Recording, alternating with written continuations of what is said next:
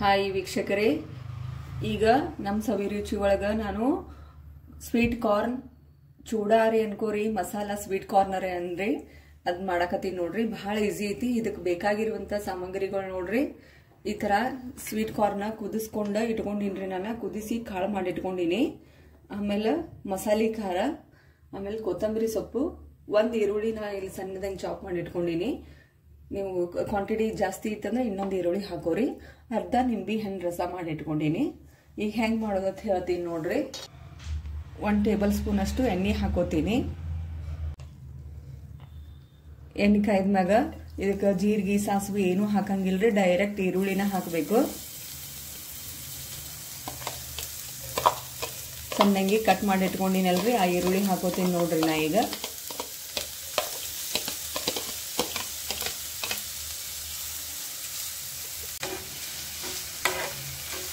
ಈ ತರ ಚಂದಾಗಿ ಸ್ವಲ್ಪ ಬ್ರೌನ್ ಕಲರ್ ಆಗೋ ತನಕ ಹುರ್ಕೋಬೇಕು ನೋಡ್ರಿ. ಈರುಳ್ಳಿ ಒಳಗಿಂದ ನೀರಿನ ಅಂಶ ಹೋಗ್ಬೇಕು.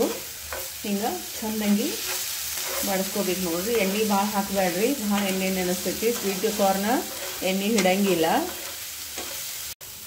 ಈಗ ಈರುಳ್ಳಿ ಇಷ್ಟು ಬೇಯ್ದೈತಿ ನೋಡ್ರಿ. ಈ ತರ ಮೆತ್ತಗಾಗ್ಬೇಕು ಸ್ವಲ್ಪ. ಈಗ ಕೊತ್ತಂಬರಿ ಸಣ್ಣಗೆ ಕಟ್ ಮಾಡಿರೋಂಥ ಕೊತ್ತಂಬರಿ ಹಾಕ್ತೀನಿ ನೋಡ್ರಿ. ತೊಳೆದಿಟ್ಕೊಂಡಿನಿ ಕೊತ್ತಂಬರಿ, ಅದಕ್ಕೆ ಮೆತ್ತಗೆ ಅನ್ಸಾಗತೈತಿ ನಿಮಗೆ.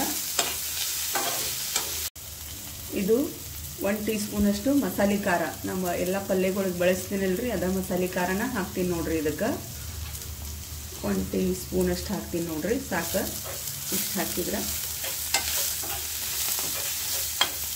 ಈಗ ರುಚಿಗೆ ತಕ್ಕಷ್ಟು ಉಪ್ಪು ಹಾಕ್ತೀನಿ ನೋಡ್ರಿ. ನಾ ಇನ್ನೊಂದು ಸ್ವಲ್ಪ ಹಾಕೋತೀನಿ, ಖಾರ ಭಾಳ ಅದಾವ.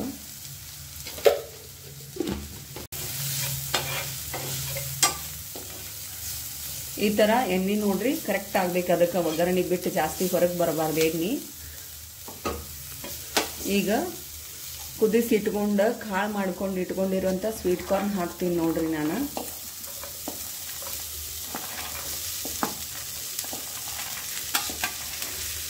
ಸಂಜೆ ಮುಂದೆ ಭಾಳ ಮಸ್ತ್ ಮಜಾ ಬರ್ತದ ನೋಡ್ರಿ. ಇವು ತಿನ್ನಕ್ಕೆ ಚೂಡ ಬದಲ. ಆಮೇಲೆ ಹುಡುಗರಿಗೆ ವಿಟಾಮಿನ್ ಇರ್ತೈತಿ. ನೀವು ನಿಮ್ಮ ಮನ್ಯಾಗ ಇತ್ತಂದ್ರೆ ಫ್ರೆಶ್ ಬೆಣ್ಣೆ ಇತ್ತಂದ್ರೆ ಇದೆಲ್ಲ ಹಾಕೊಂಡ್ಮ್ಯಾಗ 1 ಟೀ ಸ್ಪೂನ್ ಅಷ್ಟು ಬೆಣ್ಣೆ ಬೇಕಂದ್ರೆ ಆ್ಯಡ್ ಮಾಡ್ಕೋರಿ. ಘಮ ಚಂದ ಬರ್ತೈತಿ. ಆಮೇಲೆ ಇನ್ನು ಸಾಫ್ಟ್ ಅಕ್ಕಾವ. ತುಪ್ಪ ಹಾಕಬೇಡ್ರಿ, ಮತ್ತು ಬೆಣ್ಣೆನ ಹಾಕ್ರಿ ಇತ್ತಂದ್ರೆ.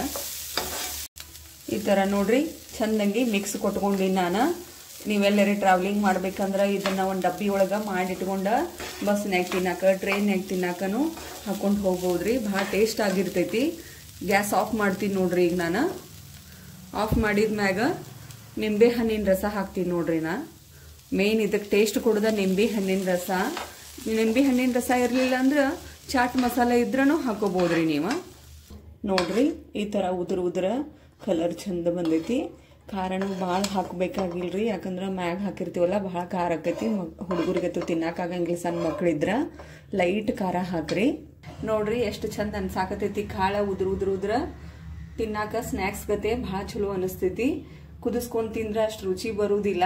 ಈ ಥರ ಸಣ್ಣದಾಗಿ ಒಂದು ಮಿಕ್ಸ್ ಕೊಟ್ಕೊಂಡ್ಬಿಟ್ರಂದ್ರೆ ಒಗ್ಗರಣೆ ಚಟಾಪಟ್ 5 ನಿಮಿಷ ಒಳಗೆ ರೆಡಿ ಆಗ್ತೈತಿ.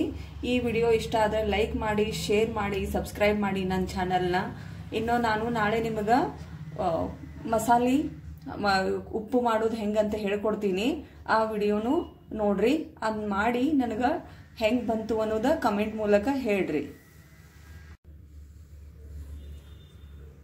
ಮುಂದಿನ ವಿಡಿಯೋದೊಳಗ ಮಸಾಲೆ ಉಪ್ಪು ಮಾಡೋದು ಅಂದ್ರೆ ಮೊನ್ನೆ ಕಟ್ಟಿನ ಸಾರಿ ಹಾಕೋದು ಹೇಳಿದ್ನಲ್ರಿ, ನಿಮಗೆ ಹೇಳ್ಕೊಡ್ತೀನಂತ.